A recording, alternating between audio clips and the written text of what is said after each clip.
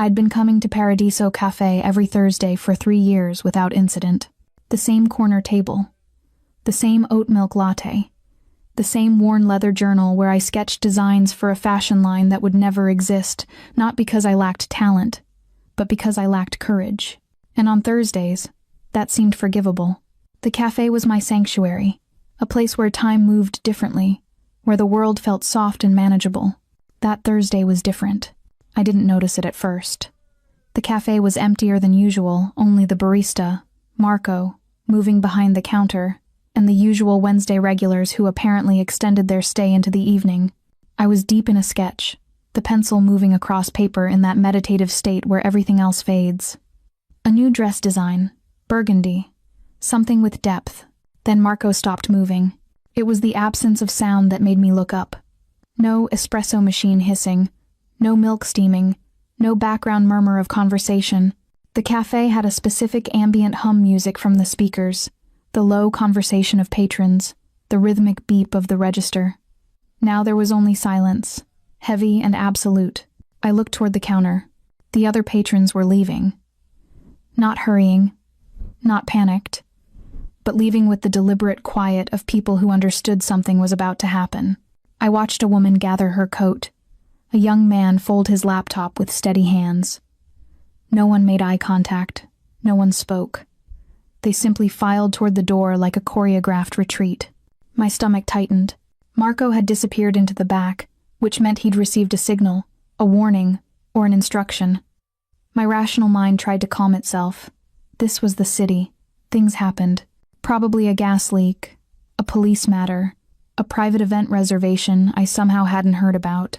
But my hands trembled. I was alone now. The cafe had emptied completely, yet the door didn't close. It stayed open, an invitation or a trap. I couldn't tell. The evening light slanted through the windows in long amber bars, making everything look like a scene from an old film. My sketch sat before me, the burgundy dress half finished, waiting for completion that might never come. That's when I heard the footsteps. Not rushed, not aggressive, but deliberate, measured.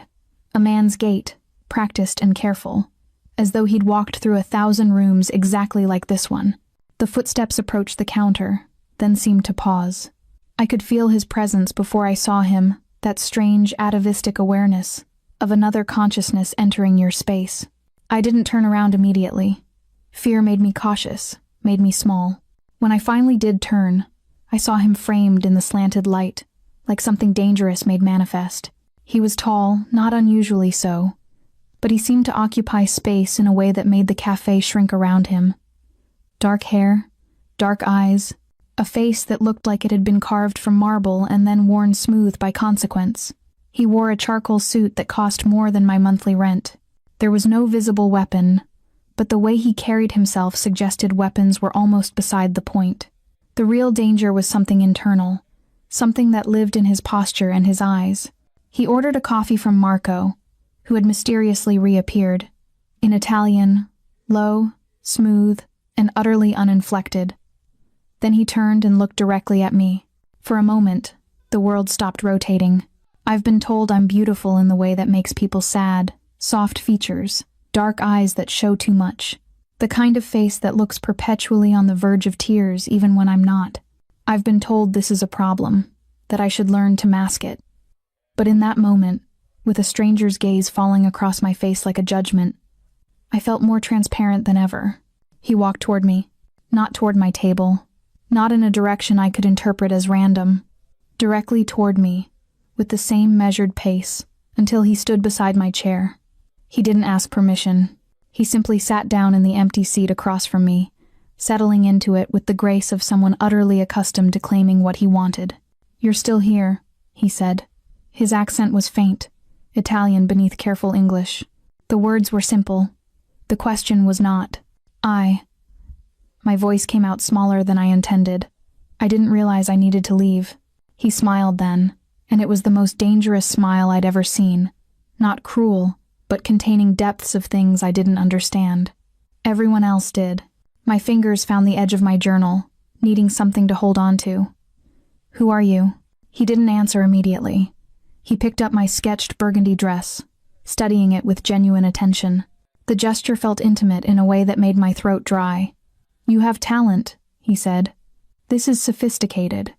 Why are you sketching in a cafe instead of working?" The question landed like an accusation. I do this for myself. I'm not trying to sell it," he finished. "I know." He set down the journal with the same care he'd picked it up. Then he leaned back in his chair, studying me with an intensity that felt like a physical weight. "I'm the reason everyone left, Bella. And I didn't want to frighten you, but you stayed." Something in his tone suggested this was significant, like my remaining in the cafe instead of fleeing had made some kind of choice for me, marked me somehow. "Should I be frightened?" I asked. "Eventually," he said. And he wasn't smiling anymore. "Not now. Now you should just understand that staying here, with me, means things change. For you, for all of this." He gestured vaguely at the cafe, the city beyond, everything I'd known 3 seconds ago. "That's not fair," I whispered. "You're a stranger. I don't even know your name." "No," he agreed. "You don't. And that's the only thing protecting you right now. Not knowing, not being known. But that changes too, if you keep letting me sit here." I should have stood up. Any sensible person would have. But I didn't. I sat there in the slanting light with my burgundy dress sketch between us, with my heart shaking inside my ribs, unable to move. He finished his coffee in silence. Then he stood, leaving euros on the table that Marco quickly came to collect. At the door, he turned back and looked at me one final time. "Next Thursday," he said. "Same table. You'll understand why I came tonight." Then he was gone, and the cafe filled with sound again. Marco's movements, the music from the speakers, the phantom memories of other patrons. But the space where he'd sat still felt warm, still felt dangerous. I looked down at my journal. The burgundy dress was no longer beautiful. It was a threat, a marker, proof that I'd been seen by someone who changed the rules of sight itself. I packed my things with shaking hands and went home to a place that suddenly felt like a paper house waiting for wind. I didn't go back on Friday, or Saturday, or Sunday.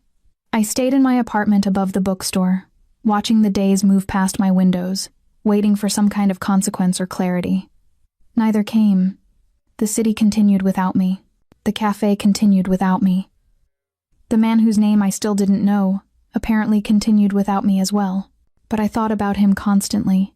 This was a problem. This was the kind of distraction that makes otherwise sensible women stupid. And I'd always prided myself on a certain baseline common sense. When dangerous men appear in cafes and clear rooms like magic, you don't think about their eyes. You don't replay the way he said Bella. You certainly don't make decisions based on what they said they'd do next Thursday. Yet Wednesday night found me awake at 2 a.m, wondering what I would wear. The ethical thing was to avoid the cafe entirely, to find a new corner at a different location, to sketch my designs somewhere untainted by the weight of his presence. Instead, I spent Thursday morning choosing between the blue sweater and the gray one, which was a choice that answered every question about my character I'd been avoiding. I arrived at Paradiso early, before the lunch rush, and positioned myself at my usual table. The journal lay open with fresh sketches, a deliberate performance of normalcy. Though my hands shook slightly as I drew, Marco gave me a look I couldn't quite read. Not disapproving exactly, more like knowing. The expression of someone who understood that I'd crossed some invisible boundary just by showing up. The afternoon passed slowly. Lunch customers came and went. The light moved across the tables. I sketched things I didn't care about: a collar here, a hemline there, anything to fill the hours with the appearance of purpose. At 4:47 p.m., he arrived. I knew it was him before I looked up because the cafe shifted. Not violently, but something in the air changed pressure, like the moment before a storm. This time he wasn't alone. 2 men accompanied him, broad-shouldered, with the particular stillness of people trained in violence. They took a table near the door without speaking, leaving the space between us pointedly clear. He walked directly to me, moved my journal to the side with deliberate gentleness, and sat. "You came back," he said. "Not a question. You said I would." My voice was steadier this time, though my mouth felt dry. He smiled that dangerous smile again. "I did. But prediction and certainty aren't the same thing." "I'm impressed." "Don't be." I turned my pencil over in my fingers, needing an anchor. I'm not trying to be brave. I don't know what I'm doing. That's what makes this interesting. He leaned forward slightly, and I could smell him cologne that cost more than cents, and something underneath it that was purely him, clean and dark. What's your name? For a moment I considered lying. Something instinctive screamed that my name was armor I shouldn't surrender. But he'd already proven he could clear rooms, could make the world rearrange itself according to his will. What good was armor against that? Vittoria, I said. It was my full name, the one I'd been given and grown into over 26 years. Vittoria Rossi. Something flickered in his expression, recognition or approval. I couldn't tell. Vittoria, the victory. That's fitting. Over what? The question escaped before I could stop it. We'll find out. He picked up my journal again, not asking permission. Show me something real. Not these practice sketches. Show me what you actually want to create. My chest tightened. There was a section in the back sketches I'd never shown anyone. A wedding dress. 3 versions of it, each more ambitious than the last. It represented everything I was too afraid to become. A designer, not a sketch artist. A person who made things instead of imagining them. A woman with ambition instead of safety. But his eyes demanded honesty in a way that made refusal feel impossible. I reached across and turned to the hidden section. The 3 wedding dresses were there, each rendered in detailed, painstaking line work. The first was classical, intricate lace, a long train, perfection. The second was bolder, modern, asymmetrical. The third was something between the two, a synthesis I could never quite commit to. He studied them for what felt like hours but was probably less than a minute. You have more talent than you're using, he said finally. Why? It's not practical. For what? For survival? He closed the journal. You're not fighting for survival, Vittoria. You're hiding. There's a difference. The assessment stung because it was accurate. I worked in a small fashion office, doing technical drawings for designs created by people with more confidence and less vision. Safe work. Invisible work. The kind that paid rent without demanding anything from my soul. I don't like risk, I said quietly. No. He stood, and I realized our time was ending. But you're capable of it, and now you know someone who likes risk very much. That's changed something about what's possible for you. Whether you use it is your choice. That's not fair. I looked up at him, anger mixing with fear in my chest. You can't tell me something like that and then just leave. You can't make me know things about myself that I don't want to know. His expression softened slightly, the first crack in the controlled surface. What's your number? What? Your phone number. Give it to me. No. But I was already reaching for my phone, already unlocking it. The contradiction made me feel split into parts. Why would I do that? You come into a cafe, you clear it out like you own it, you tell me I'm capable of risk, and you expect me to just hand you. Yes. He waited. His men waited. Marco waited, watching from behind the counter with fascination. Give it to me. I recited the number. He typed it into his phone without looking at me, then looked up. I'll text you. And Vittoria? Next time you come to this cafe, you'll have made a decision. Either you disappear from my life completely, or you let something happen. Those are your only real choices. He left before I could respond, his men following like shadows attached to his edges. The cafe filled with ambient noise again, but it sounded different now. Thinner, less real than the silence he'd created. I sat alone with my journal and my 3 wedding dresses, and the terrible knowledge that something in my life had already shifted irreversibly. My phone buzzed an hour later. An unknown number, a single message. Your courage tastes like fear. I want to taste it again. D. I deleted it immediately. But I didn't delete the number. The text came on Saturday. Dinner. Tonight. 8 p.m. Address. The Rosewood Estate, via Caracciolo. Wear the dress you want to become. I stared at those words for 30 minutes, cycling through responses that ranged from immediate decline to breathless acceptance. Then I looked at the 3 wedding dresses in my journal and understood that he'd meant every word from Thursday. You couldn't unknow something about yourself. You couldn't unsee your own ambition once someone else had mirrored it back. At 7:15 p.m., I was a different person. The middle wedding dress, the bold, asymmetrical one, had existed only in sketch form, but I'd written detailed notes about the construction, the fabric requirements, the way it should move. I'd been planning to have it made someday, in the fantasy future where I was brave and wealthy and didn't mind taking up space. Today, I'd rushed to a fabric store and found something close. Ivory silk with a subtle sheen, draped in a way that required careful movement to manage. I'd cut and pinned and stitched for 6 hours, my hands moving with the precision of someone building something holy. The dress that emerged wasn't perfect. There were uneven seams, places where my inexperience showed, but it was mine in a way nothing had ever been. The car that arrived at my apartment was a Maserati, black and impossibly long. The driver opened my door without speaking. I gathered the dress carefully, trying not to spill it across the leather interior, trying not to think about what any of this meant. The Rosewood estate revealed itself gradually as we wound through hills. First gates tall, imposing, wrought iron twisted into shapes that suggested both beauty and protection. Then a drive lined with cypress trees, their shadows making patterns across the headlights.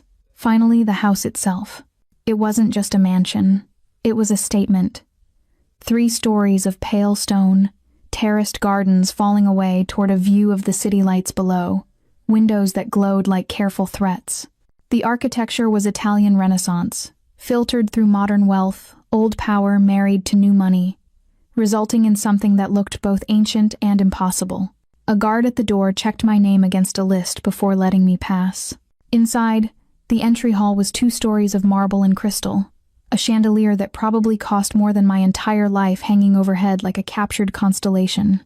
He waited for me in a private dining room on the 3rd floor. The space was intimate in the way that powerful men understood intimacy, small enough to feel enclosed, but appointed with such obvious expense that the enclosure felt like a choice rather than a limitation. Floor-to-ceiling windows showed the city spreading below us, reduced to lights and distance. A table was set for 2, candles burned in holders of silver. He stood when I entered, and for the first time, I saw something crack in his expression. His eyes moved across the dress I'd made, and the careful control that always seemed to contain him flickered. "You made that," he said, not a question. I tried. My voice was too soft. "It's not perfect. I don't have proper training in garment construction, so the seams are... It's perfect." He moved toward me. I forced myself not to step back. "Come." He took my hand the first time he'd touched me, and led me to the chair. His grip was warm and certain, the grip of someone who expected compliance and got it. I sat. He settled across from me, and the dinner service began courses of food so beautifully prepared they seemed wrong to eat. "I'm going to tell you something," he said as we ate, "and you're going to listen without interrupt. Can you do that?" I nodded. "My name is Dominic Salvatore. I'm the head of the Salvatore family, a crime family, Vittoria. Not a metaphorical family business. I oversee operations across the region. Extortion, trafficking in certain commodities, enforcement. I've had people killed. I've ordered things that would make you lose sleep if you understood the details." He paused, watching my face for reaction. "I tell you this not to frighten you, but to be honest about what I am." My fork had frozen halfway to my mouth. "Why are you telling me this?" "Because I'm going to see you again and again after that. And I won't have lies between us. Not about this." "I could go to the police," I heard myself say. "You could." He smiled, but there was no humor in it. "But you won't. You know why? Because you're curious now.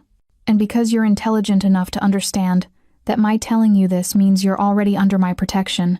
I've made you complicit simply by speaking truth. Anyone who touches you after tonight will answer to me." The claim settled over me like a weight. I didn't understand the rules anymore. The world had a new gravity, and I was learning its pull. "I don't want to be protected," I said quietly. "Yes, you do. You've wanted to be protected your entire life. By structure, by safety, by the smallness of predictable choices. But that's not real protection, Vittoria. That's just slow suffocation." He leaned forward. "Real protection is terrifying because it requires trust, and trust is the only thing we can actually give each other." The courses continued. The conversation moved to lighter things. My family, small, scattered, loving but distant. My dreams, everything I'd never said aloud, the life I'd been building brick by careful brick while keeping my real self locked away. He talked less about himself, but in the gaps between his questions, I learned pieces. His parents had both died when he was 17. He'd inherited the family business with no preparation and considerable opposition. He'd built his power through precision and consequence. He lived in this house alone except for staff. He'd never married, never had a sustained relationship that lasted more than months. Until now? I asked.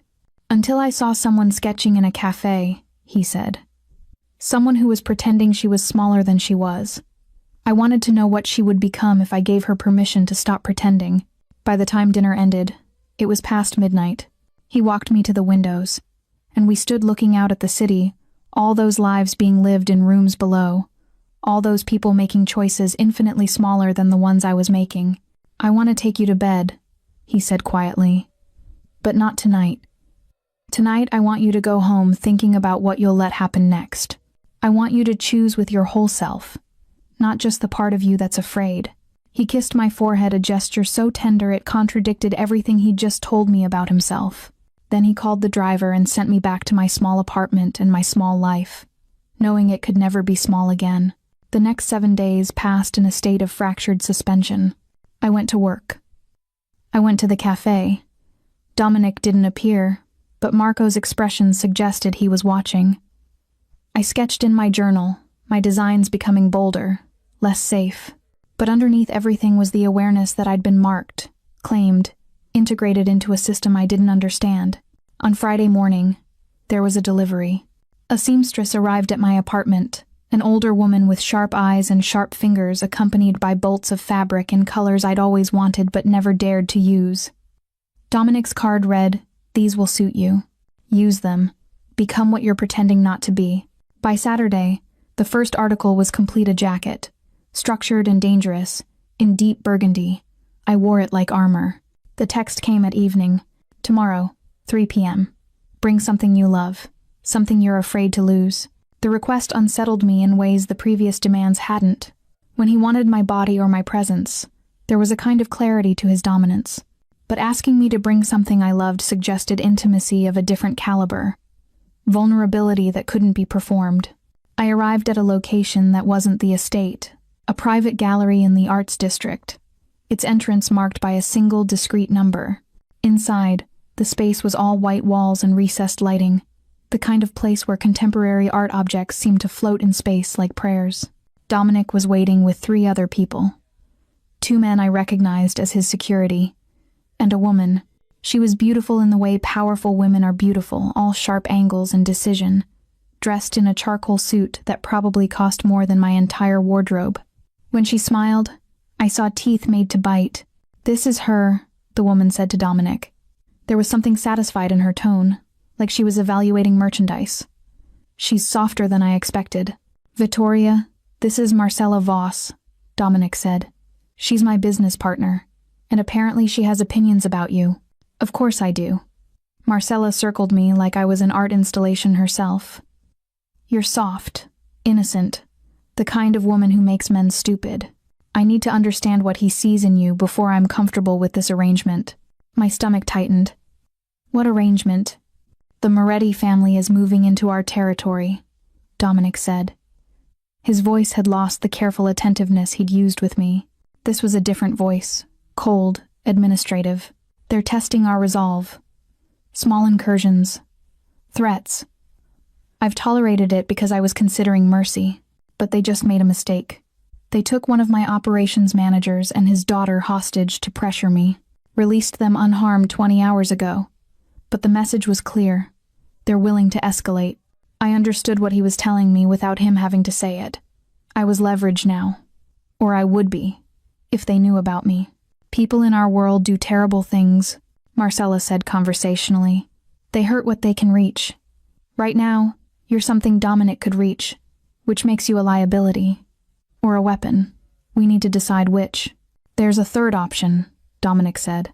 His tone didn't shift, but something in his eyes changed when he looked at me. "She becomes untouchable." "By what mechanism?" Marcella laughed. "Binding contracts?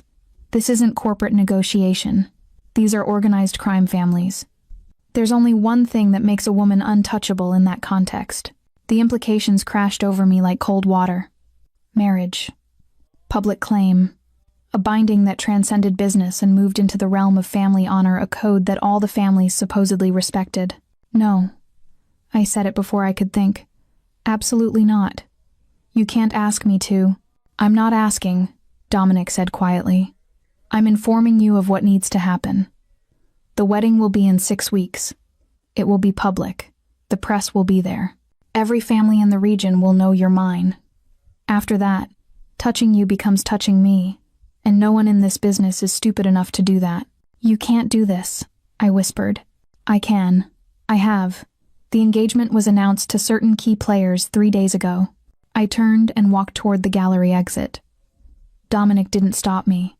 I made it to the threshold before Marcella's voice cut through the silence. If you leave, she said, people die. Not you. You'd be safe because he'd make sure of that. But people connected to you, your barista, your coworkers, the woman you get coffee from 3 blocks away. Dominic's protection has a price. Refusing it means asking other people to pay. I stood in the threshold, unable to move forward or back. What was it you brought? Dominic asked. He'd come up beside me, but not touching. Something you love, something you're afraid to lose. Without turning, I pulled the journal from my bag. My design journal, the sketches that represented everything I wanted to become. He took it from my shaking hands and opened it to a random page. This, he said, this is what I protect.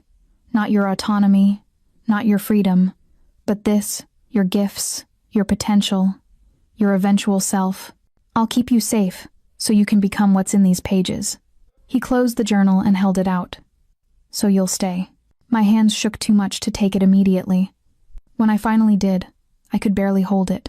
6 weeks, he said. We'll have the engagement party tomorrow. You'll wear the dress you made. You'll smile for photographs. You'll tell people you love me. I don't even know you. No, he agreed, but you will. And you'll understand why I'm doing this. Not because I'm good, but because protection requires possession, and I'm protecting the most beautiful thing I've ever seen. He walked me out to the car. He didn't kiss me. He didn't touch me beyond placing his hand on the small of my back as I sat down. But as the driver pulled away, I realized I was trapped not by locks or chains, but by the terrible weight of people whose lives depended on my compliance. The wedding dress sketches in my journal were no longer dreams. They were blueprints for a cage made of silk and consequence. The engagement party happened in a historic palazzo in the city center. 500 people, most of whom were there to assess whether Dominic Salvatore was making a brilliant strategic move or a catastrophic emotional error. I was the test subject, and I knew it. The dress I'd designed, the asymmetrical wedding dress refined into formal gown proportions, drew attention in a way I'd never experienced. Not the attention of people admiring beauty, but the attention of people calculating leverage. The mothers of rivals' sons studied me, with the intensity of generals assessing enemy territory. The wives of powerful men evaluated whether I posed a threat. The business associates looked me up and down like I was a numbered asset. Dominic never left my side. His hand rested at the small of my back through every introduction, every photograph, every moment of public claim. He introduced me to people whose names I recognized from news reports of organized crime prosecutions, men who'd spent years in federal prison, women who'd ordered things that made my stomach turn when I found out what they were. This is Vittoria, he would say. My fiancée. She's a designer. The attention pivoted immediately to something safer. As long as I was positioning myself as an artist, people seemed to relax. It was when I made the mistake of standing alone for a moment that Marcella materialized beside me. You're handling it better than I expected, she said. Still soft but strategic. Learning. I don't want to be here. I kept my voice level. I know what you want. Nobody cares. You made a choice when you didn't leave the cafe that first night. Every subsequent choice was inevitable. She picked a champagne flute from a passing tray.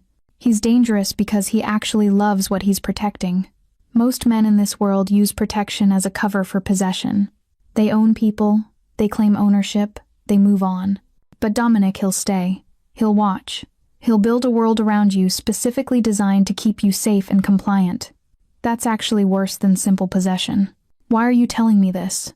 Because I respect you for not crying, Marcella said. And because I've been where you are. Different era, different family, but the same fundamental bargain. You give up freedom, you get safety. You give up choice, you get certainty. It's not a bad trade, if you're honest about what you're trading. She left before I could respond. The party ended at midnight. Dominic had a driver take me back to the apartment, but not before kissing my cheek in front of a photographer, a gesture designed to look tender and probably meant for the newspapers. Over the following weeks, I began to understand the architecture of Dominic's protection. I was moved to a new apartment, a penthouse in a secure building, 3,000 square feet of luxury that I'd never chosen and would never own. The previous tenant had been relocated with a generous buyout, no questions asked. There was security at the entrance. My movements were noted. But within that cage, Dominic gave me unexpected freedom. He hired me a seamstress and provided me with an unlimited budget for fabrics. The penthouse had a design studio, a second bedroom converted into a workspace with pattern tables, cutting equipment, professional lighting. He cleared his schedule to spend time with me, but not in the way I'd expected. He didn't try to seduce me. He didn't demand physical affection. Instead, he would sit in the studio for hours, sometimes reading, sometimes on business calls, while I worked. "Tell me about this one," he'd say, gesturing to a design I was working on, and I would. I'd explain the structure, the fabric choices, the emotional intent behind the garment. He'd listen with the complete attention of someone training themselves to understand a foreign language. Slowly, I began to realize he was learning me my fears, my ambitions, the precise calibration of my insecurities and strengths. One evening, 6 weeks before the wedding, I found him asleep on the studio couch, my design sketches scattered across his chest. For the first time since this had begun, I felt something other than fear, something closer to tenderness. He looked younger asleep, the careful control that always defined him temporarily abandoned. I covered him with a blanket and returned to work, aware that the gesture meant something I wasn't ready to understand. Around week 5, when the wedding details were becoming real and unavoidable, Dominic found me in the studio near midnight, working on a design that was too ambitious for my actual skill level. "Come with me," he said. He took me to the balcony. The city spread below us, contained and distant. His hand rested on my shoulder, the first real physical contact in 6 weeks.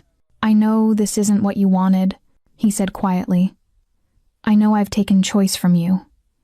And I'll spend the rest of my life making sure that choice no longer matters, that you have everything except the freedom to leave." "That's not reassuring," I said. "No, but it's honest." His fingers moved slightly against my shoulder, not caressing but grounding. "Tell me what you need. Not want, need. To survive what comes next." I thought about it. The answer came without planning. "I need to know you'll listen to me. Even if you don't do what I ask, I need you to hear me. I need to not be invisible. Vittoria." He turned me to face him, and his eyes held something I'd never seen before, a kind of vulnerable intensity that contradicted everything about his controlled exterior. "You're the most visible thing in my life. You're the reason I've become careful, the reason I hesitate. You're the thing that makes me human instead of machine. That's terrifying, and I've tried to control it. But I can't unsee what I see when I look at you." He didn't kiss me. Instead, he held my face between his palms with the care of someone handling something fragile and precious. His forehead rested against mine. Between us was the smallest space, but it felt significant, the gap between two people learning how to occupy the same world. "I'm going to marry you," he said, "and you're going to let me, not because I'm forcing you, but because you'll understand that I'm the only thing in this world powerful enough to protect what you're becoming." I stood in his hands and didn't answer because answers were unnecessary. The wedding was real now. The future was real now. And I was terrified of how much I'd already begun to need him. The wedding was planned for a private estate outside the city, 75 acres of gardens, a restored Renaissance villa, a guest list that included crime lords from 5 countries and 3 members of parliament who were desperately pretending this was a legitimate business celebration. 2 weeks before the event, I found Dominic in his office, face pale, hand trembling as he read something on his computer screen. Vittoria. He looked up, and I saw something I'd never seen in him before. Fear. Raw, unfiltered fear. Come here.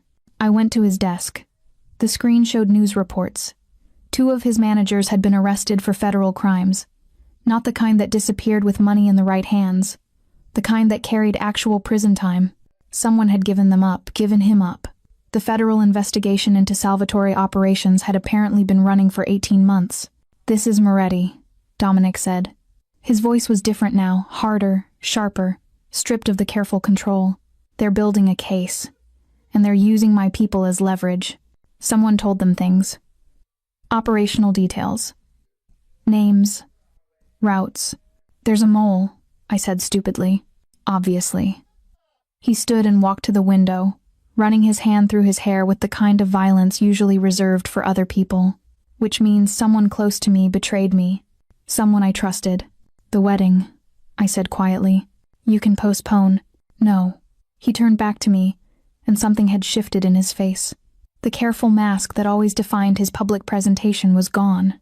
In its place was something rawer, desperation, rage, isolation. The wedding happens exactly as planned, because if it doesn't, every family in this region thinks I'm weak.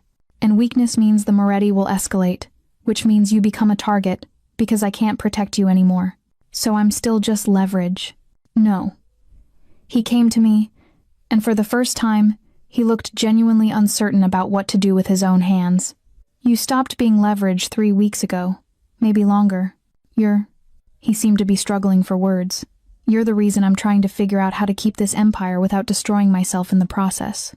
You're the reason I hesitated when Marcella suggested we simply eliminate the Moretti witnesses. You're the thing inside me that's trying not to become everything I've been trained to be. His hands settled on my face, thumbs moving across my cheekbones with surprising tenderness. I'm terrified of losing you, not because I need you for strategy, but because I've started to understand what it means to have something worth preserving, and that makes me sloppy. That makes me vulnerable in ways that get people killed. Then let me help, I said. How? I don't know yet. But I'm not useful if I'm just decorative. I reached up and held his wrists. Tell me what you need. He pulled me close, holding me against his chest with an intensity that felt like he was trying to push me inside his own skin. I need you to understand that this is going to get worse before it's better. I need you to marry me tomorrow anyway. I need you to not flinch away from what I have to do to protect us. I'm already not flinching, I said into his shirt. I think I stopped the night you sat beside me in the cafe. He pulled back enough to look at me, and there was something breaking inside his expression, the carefully maintained distance between the man I was marrying and the monster he'd been trained to be. I have to do something, he said. Something that will answer Moretti's move. Something that will show them that moving against me costs more than they can bear. And you need to understand that choice is going to cost me something too. It's going to cost me part of whatever I could have been if I wasn't this. I know, I whispered. I already knew that from the beginning. He kissed me then, the first real kiss since this had started. Not claiming. Not possessive. Desperate and tender and filled with a kind of anguish that suggested he was trying to memorize the feeling of being human with me in his arms. When he pulled away, he made 3 phone calls. The first was to Marcella, instructing her to move up the wedding timeline and coordinate with their legal defense team. The second was to his security chief, with orders I didn't hear properly. The third was to his father's old associate, someone named Torino, and what I heard of that conversation made my stomach turn.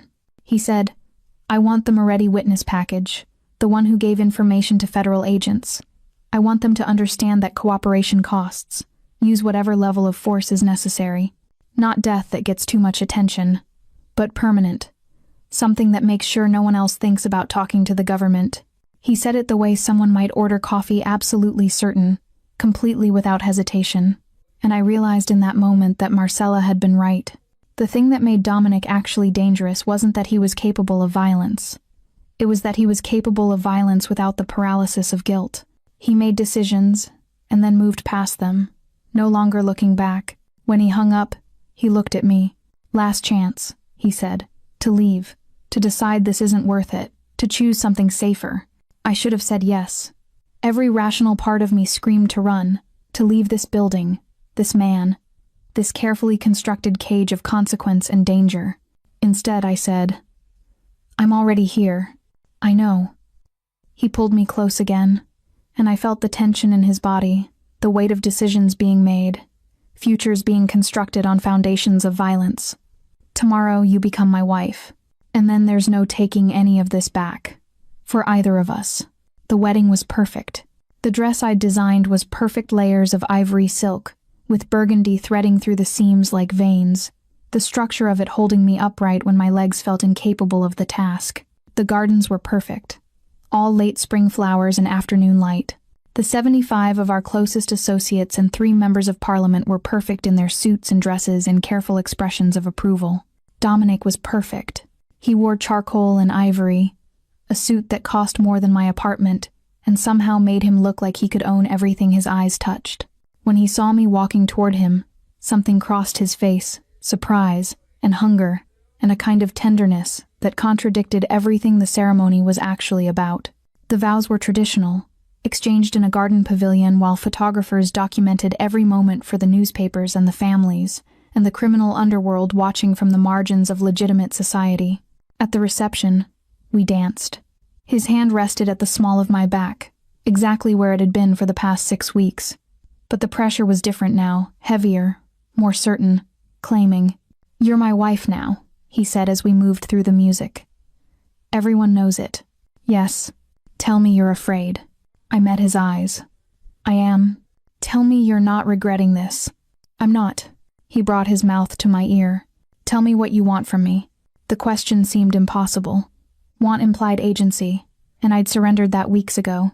But standing in the garden pavilion in a dress I'd made, married to a man who'd absorbed me into his world, I realized want was still possible.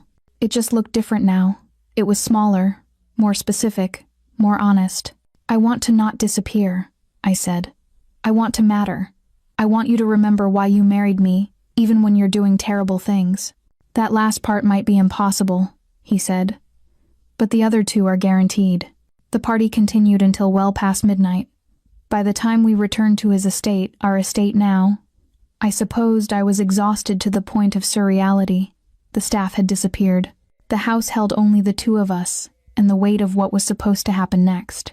Dominic led me upstairs, past his bedroom, into a room I'd never seen before. It was smaller, more intimate, a study with a fireplace and windows that looked out toward the city. He lit the fire, and the room filled with slow, moving light. "I'm going to touch you," he said. Not a question, not even really phrased as something I could object to. But he waited, watching my face. I nodded. He moved carefully, as though I might break.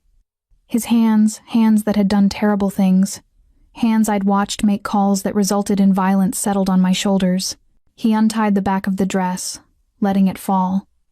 Underneath was nothing but my skin, my body, my own terrible vulnerability. I stood motionless while he looked at me, not hungry, not predatory, but assessing, as though trying to understand what he'd acquired. Then he kissed my collarbone, and I felt something shift in my chest, fear and need, and a kind of surrender that was different from anything else. "Tell me what you feel," he said, terrified. "Of what?"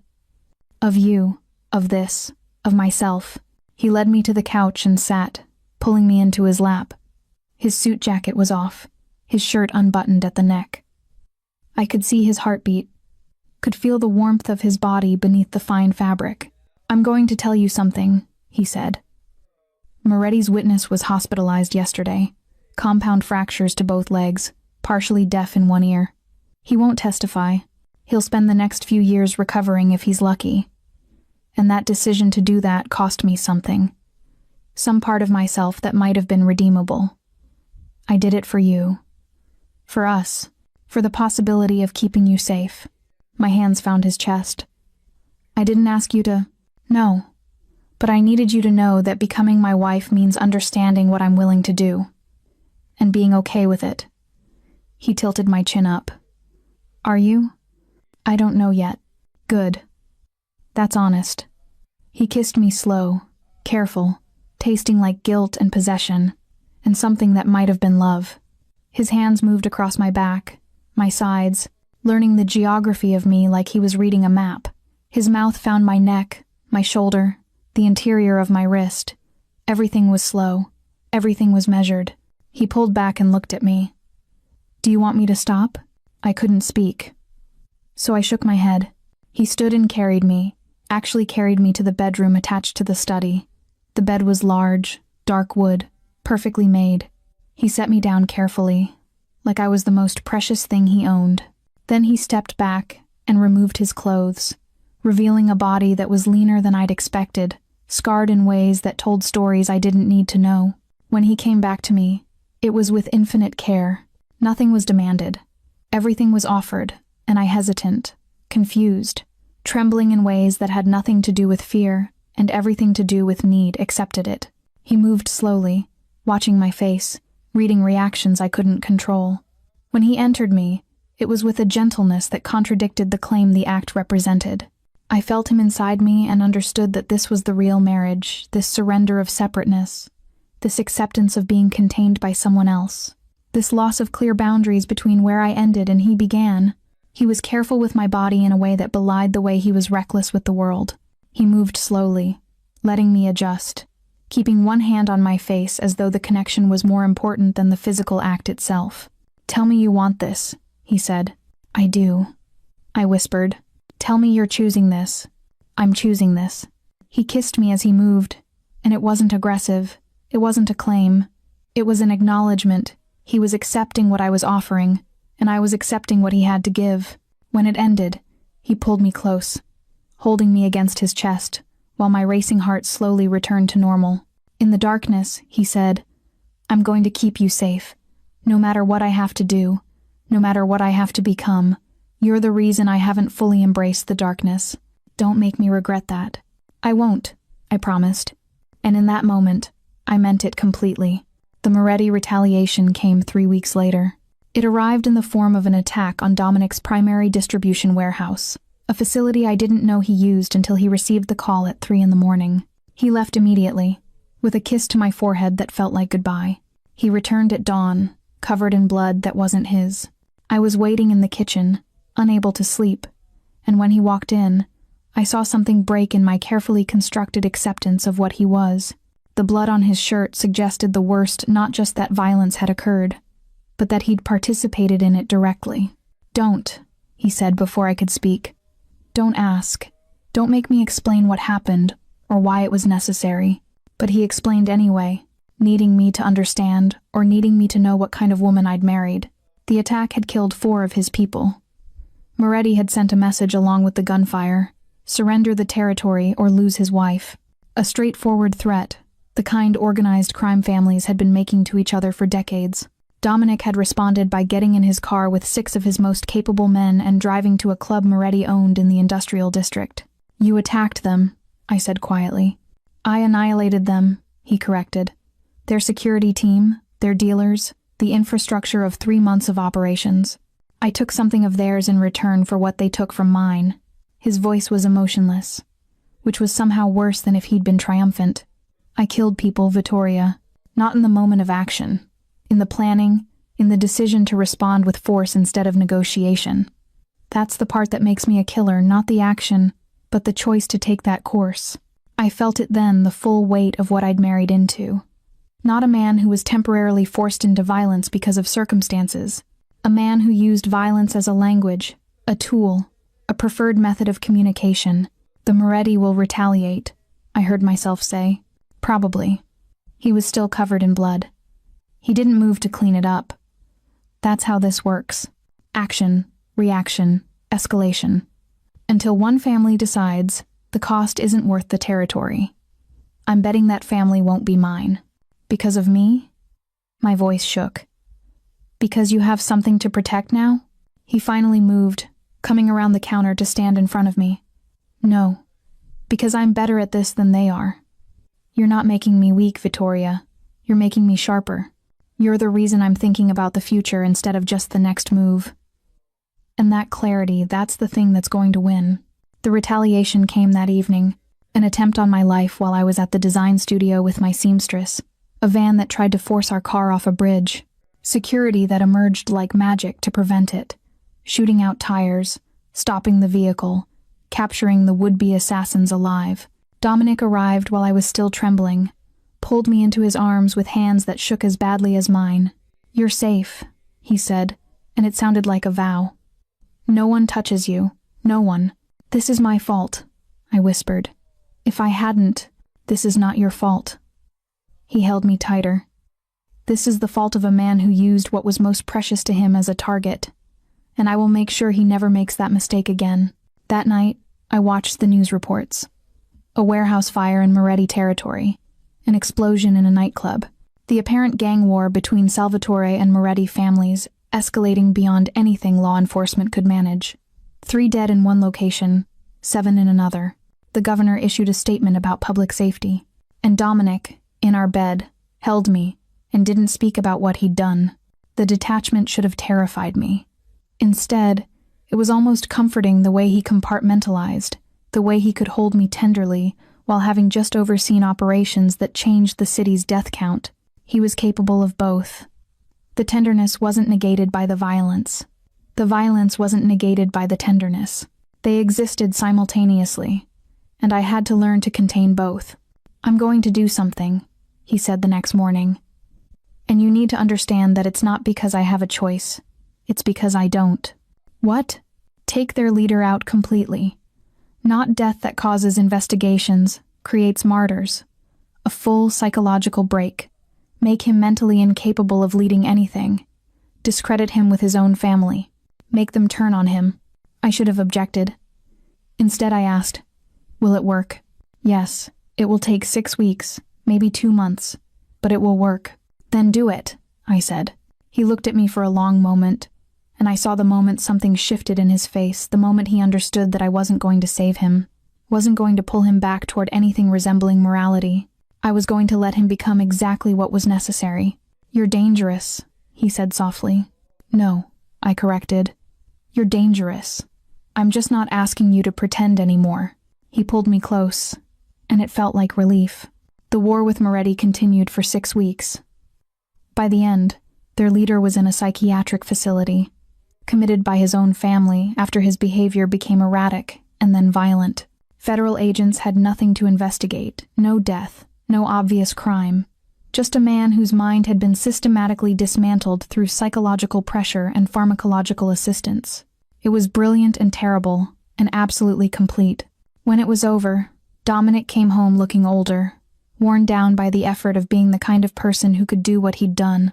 I was waiting with dinner and silence, and a kind of acceptance that required no explanation. "It's done," he said simply. "Yes," I said. He held me through the night, and I understood that we'd crossed into a territory from which there was no return. I wasn't his wife because of protection or strategy anymore. I was his wife because I'd chosen to be the person who could accept him completely. 3 months into my marriage, I received a letter from an unknown sender. The envelope was cream-colored, expensive, postmarked from the city, but otherwise untraceable. Inside was a handwritten note. "Your husband is not what you think. Visit this address. Come alone." It included an address in the Old Harbor District, not the kind of neighborhood where respectable women ventured, much less wives of crime bosses. I should have shown it to Dominic. Instead, I went alone.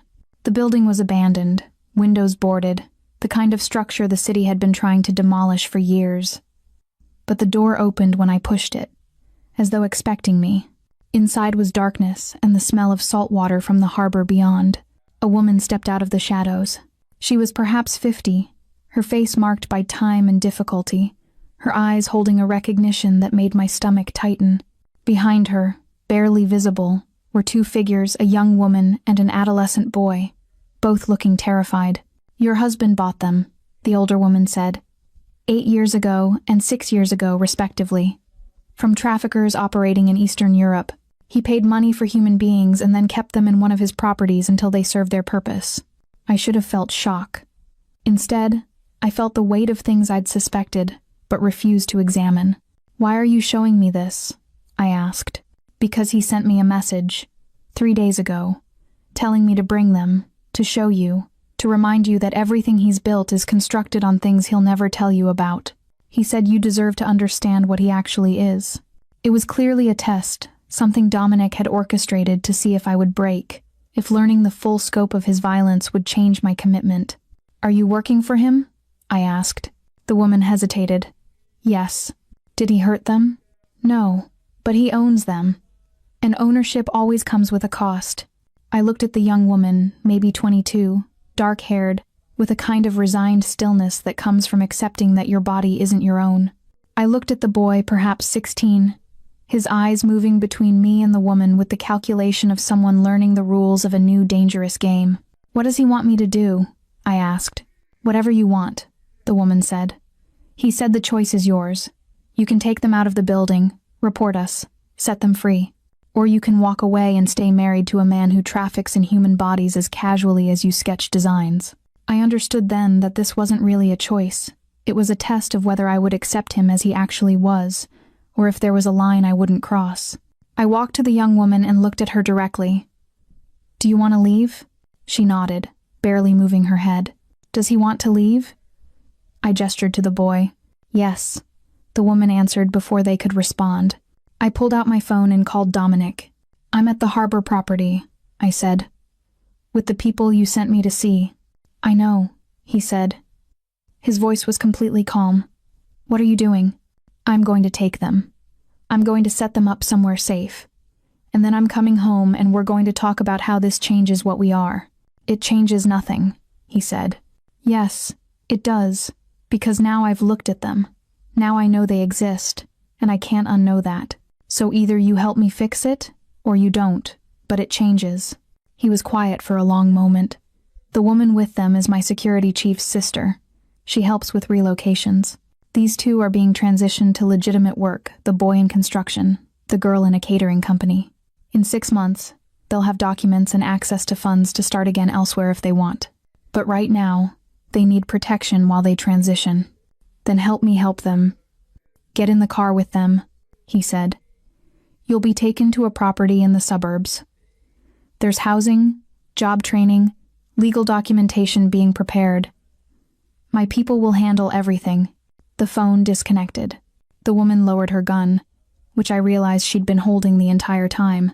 The young woman and boy gathered the small bags that contained everything they'd been allowed to own, and we walked back to a car waiting outside.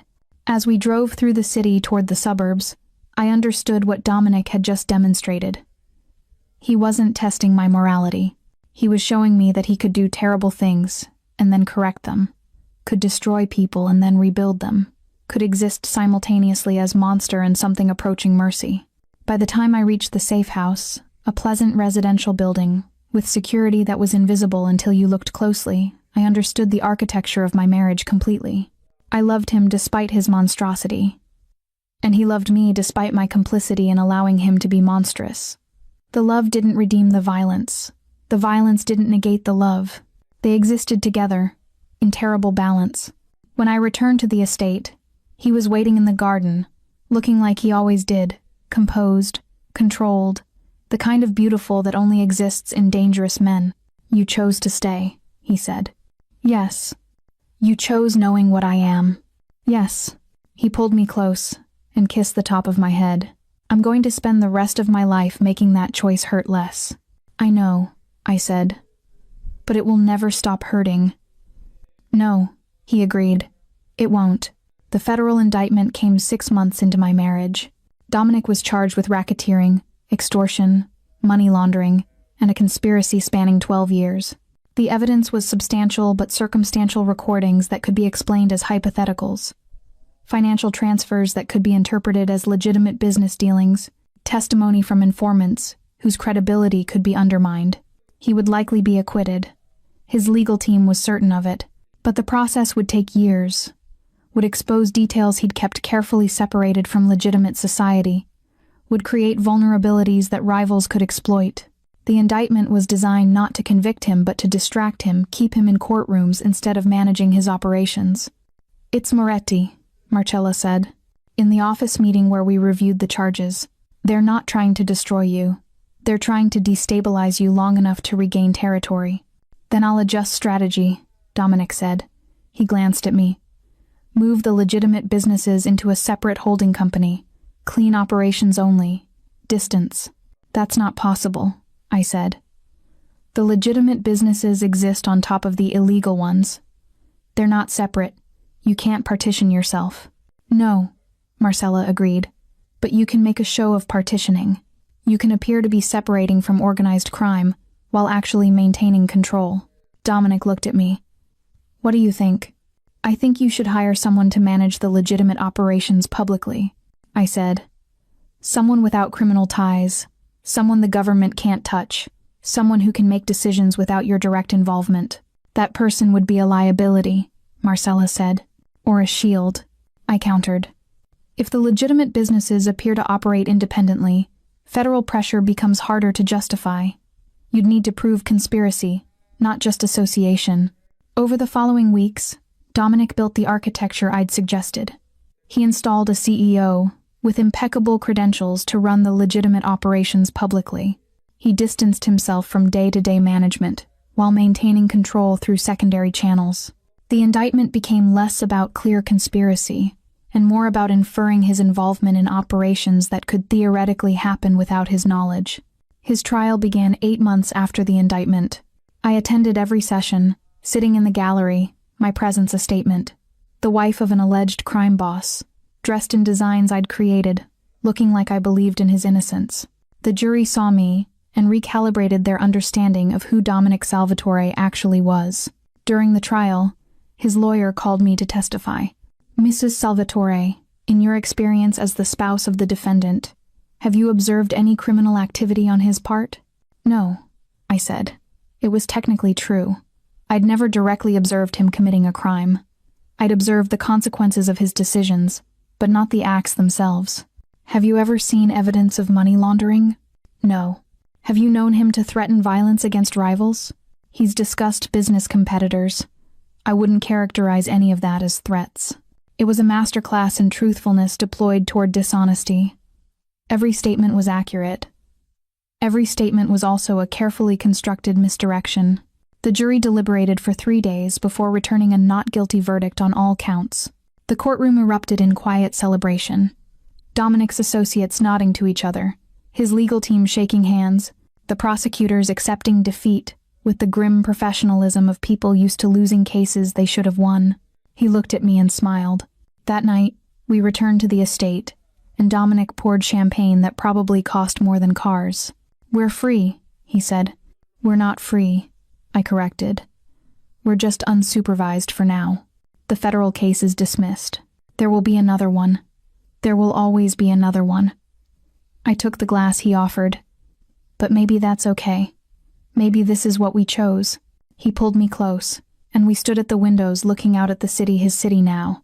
Reclaimed during the trial, his rivals contained or eliminated or intimidated into submission. I'm going to legitimize more, he said. Not because I'm becoming better, but because you've shown me how to hide better. How to compartmentalize the darkness, so that it doesn't damage the light. That's not the same as becoming good, I said. No, he agreed. But it's something. I turned to face him, and his hands found my face with the familiarity of someone who'd learned the specific angle of my jawline, the particular placement of my cheekbones, the exact sensitivity of my skin beneath his touch. I'm pregnant, I said. He went completely still. How long have you known? 3 weeks.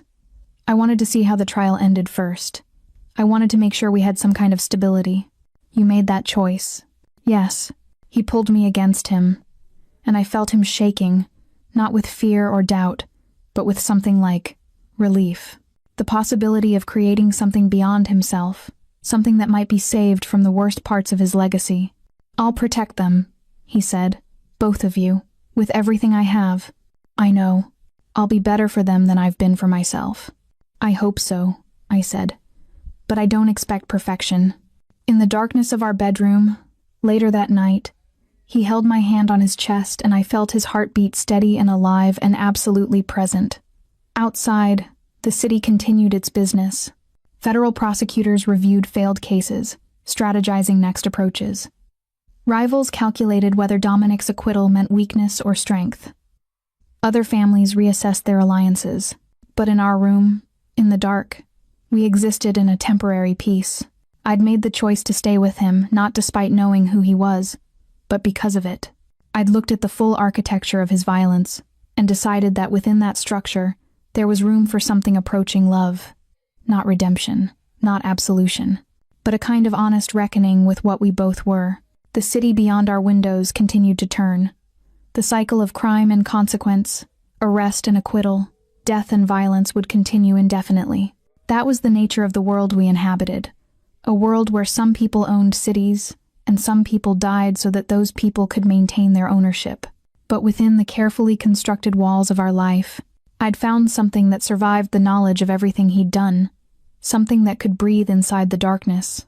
And in 9 months, there would be someone new to protect, someone who would inherit not just his name but the complications of his history, someone I would have to raise understanding exactly what his surname meant, what his legacy contained, what kind of world they were being born into.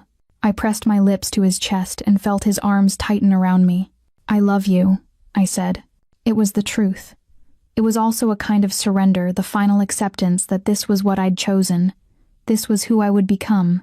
This was the life I would build inside the carefully constructed cages of wealth and danger, and a kind of love that would never be entirely safe.